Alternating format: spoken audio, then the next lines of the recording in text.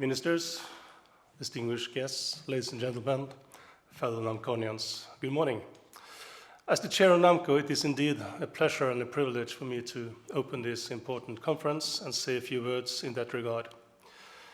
During the next 2 days, we will be entertained by interesting presentations topped by world-class chefs preparing outstanding and delicious dishes based on some of the best ingredients nature has to offer us.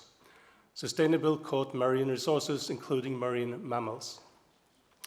Policymakers, scientific experts, hunters and chefs, they will all discuss and hopefully enlighten us about the role especially marine mammals could have and should have as a sustainable food resource today, as well as in the future.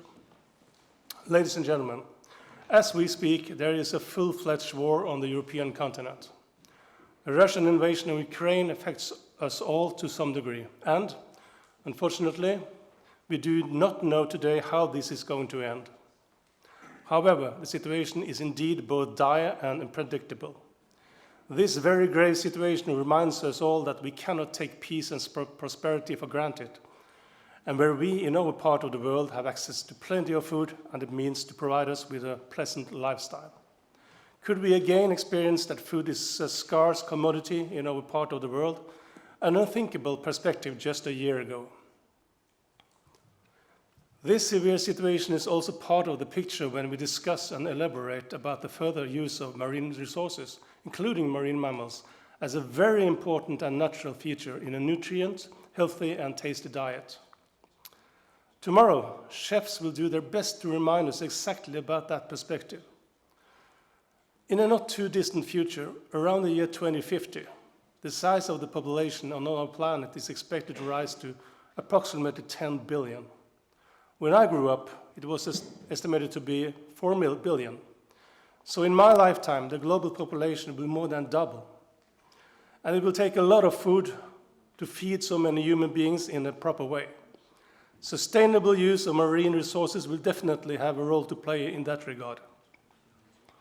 And later in the conference, others will put focus on the part of sustainable use of marine mammals will have to play as an important contributor in reaching the United Nations Sustainable Development Goals.